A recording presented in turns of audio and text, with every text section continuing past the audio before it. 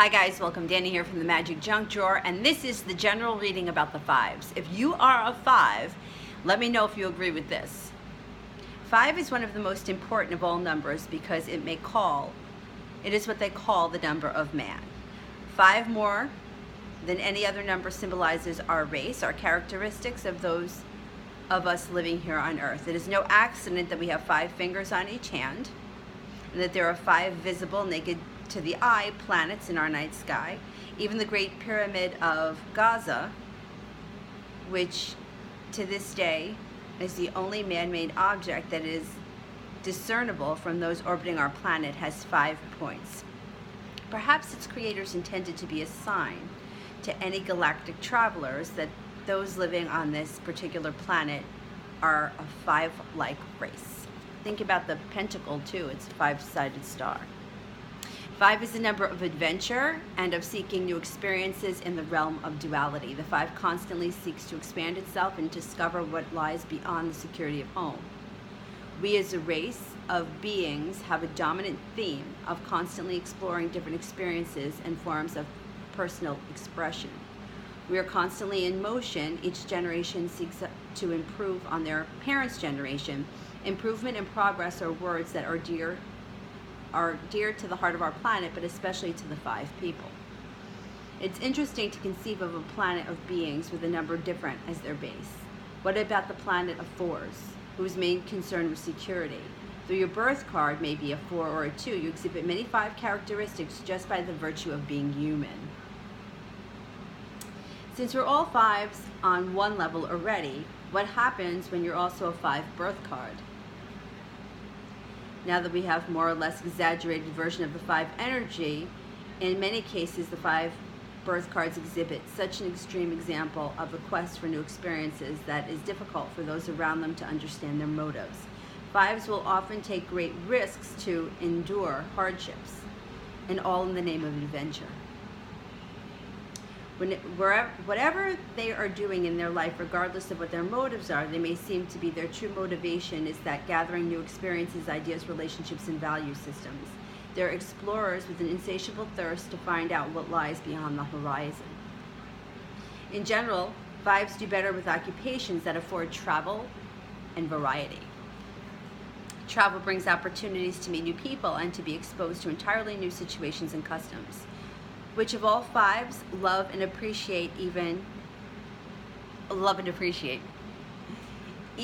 if they're in one job for a while, they will be progressive and try to take on new directions. Sales is one form or another that seems to be very common in the 5 occupations. There is something about the desire to understand and experience everything that makes them great salespeople. They seem to be able to relate to almost everyone on their own level and making them feel at ease and understood. These are some of the most important ingredients of a successful salesperson. Sales also fits them because it usually affords them the freedom to create their own schedule. Along with being a 5 comes a great deal of discontentness and restlessness. Unlike the other cards, even the odd numbered ones, these people often just get up and leave or move to a new location when restlessness urge takes over them. Though they vary from person to person, many of them are like the proverbial wandering Jew, and often they feel as if they have no real home. Home is a domain for the 4. Remember, the 5 is the number which evolved out of the 4. For them to seek security would be like going backwards in one's own evolution. The 5 is one that's always seeking to leave the comfort and the security of their own. To a 5, settling down into a normal life can seem like prison. Freedom is one of the most important words in their vocabulary. If anything seems to hamper their freedom, they will usually rebel or simply leave.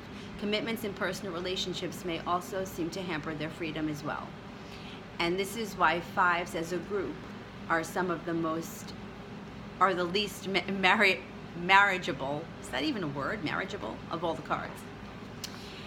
They may actually live with a person for a number of years without any formal commitments or contracts. Some of them do get married, of course, but the usual expression of the 5 always leaves some options open.